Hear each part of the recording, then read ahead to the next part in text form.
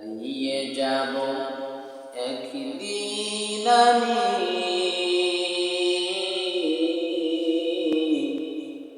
রব না এই ভুবনে চিরদিন। হারিয়ে যাব একদিন আমি, রব না এই ভুবনে চিরদিন।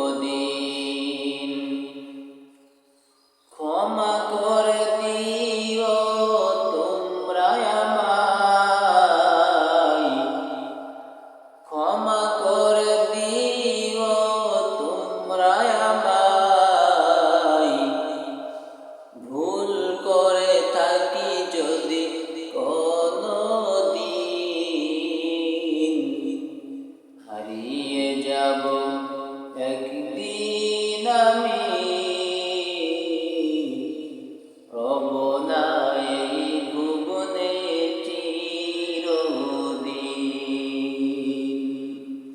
এর নবীর আশিক উম্মতের দল, চিরদিন এই দুনিয়ার মধ্যে কেউ থাকতে পারবে না, কেউ থাকতে পারবে না। দুনিয়ার মধ্যে নমরুদ আসলো, ফিরআউন আসলো, কারুন আসলো, উমাইয়া ইবনে খালফ আসলো, মুগীরা সগীরা সবাই আসলো, কিন্তু সবাই দুনিয়া থেকে চিরবিদায় হয়ে গেল। এর নবীর উম্মতের দল, এই দুনিয়ার মধ্যে কত রাজা আসলো, কত বাদশা আসলো, কত এমপি, কত মন্ত্রী, কত জজ, কত মিনিস্টার, কত প্রধানমন্ত্রী এই পৃথিবীতে আসলো। সবাই দুনিয়ার মায়া ছেড়ে কিন্তু গহীন অন্ধকার কবরে চলে গেছে।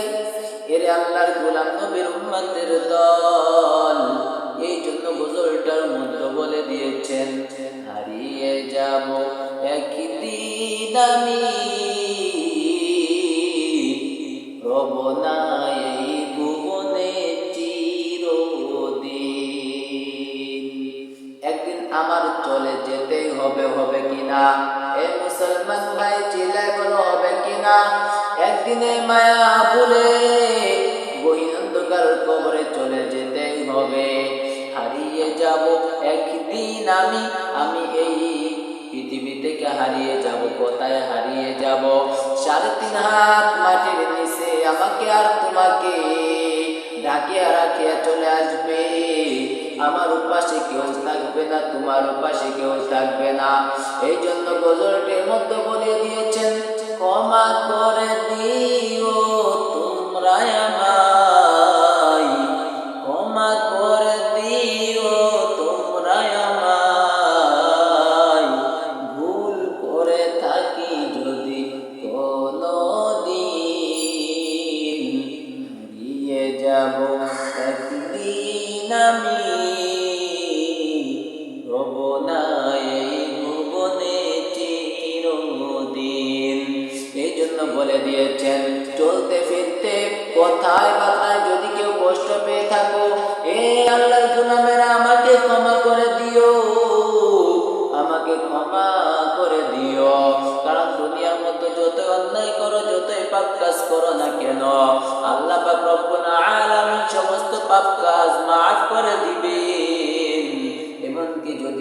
এমনকি যদি মানুষকে যদি হত্যাও করো, আল্লাহ মাফ করে দিবেন। কিন্তু যদি তোমরা মানুষের হক নষ্ট করো, তাহলে আল্লাহ পাক রব্বুল আলামিনের কাছে যদি ওই যে বান্দার হক মেরে খেয়েছো, ওই বান্দাটা যদি মাফ না করে, কিয়ামতের ময়দানে তোমার জান্নাতে যাওয়ার কোনো সুযোগ নাই। চিল্লা বলেন ঠিক কিনা? এর নবীর উম্মতের দল, এই জন্য গজলটি অনেক মারমুখীয় গজল। এই গজলটিতে অনেক কাহিনী, অনেক দুঃখ। এই দুনিয়ার মায়া ছেড়ে চলে যেতে হবে, এই জন্য গজলটি উল্লেখ করা হয়েছে।